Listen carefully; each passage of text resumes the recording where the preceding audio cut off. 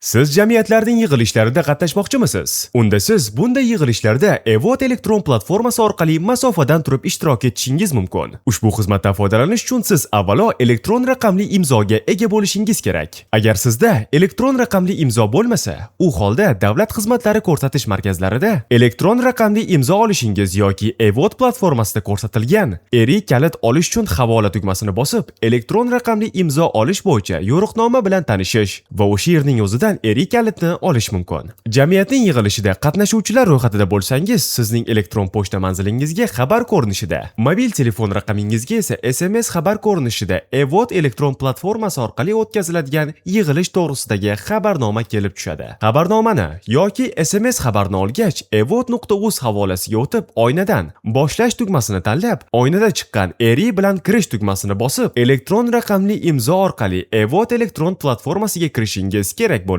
Evot platformasiga kirgach, siz o'zingiz qatnashmoqchi bo'lgan yig'ilish o'tkazuvchi tashkilotni oynaning yuqori chap burchagidagi ismingiz yonidagi tugmani bosgan holda tanlab olasiz. Yig'ilish kun tartibi hamda kun tartibidagi masalalarga doir ma'lumotlar bilan tanishib chiqishingiz mumkin. Kun tartibidagi masalalar bo'yicha ovoz berish uchun elektron hujjat ko'rinishidagi elektron ovoz berish byulleteni mavjud. Siz yig'ilish kun tartibidagi har bir masala bo'yicha yig'ilish o'tkazish vaqtidan oldin yoki yig'ilish vaqtida ovoz berish tugmasini bosganingizdan so'ng, yig'ilish kun tartibiga qo'yilgan masalalarning har birida ko'rsatilgan rozi, qarshi yoki betaraf tugmalarni birini tanlab, tasdiqlash tugmasini bosish va ovoz berish byulletenida ushbu ovozlarni shaxsiy erik kaliti orqali tasdiqlash bilan yakunlaysiz. Aks holda, siz jamiyat ijro organi joylashgan manzilga borib, ro'yxatdan o'tishingiz hamda aksiyadorlar yig'ilishida bevosita ishtirok etishingiz kerak bo'ladi.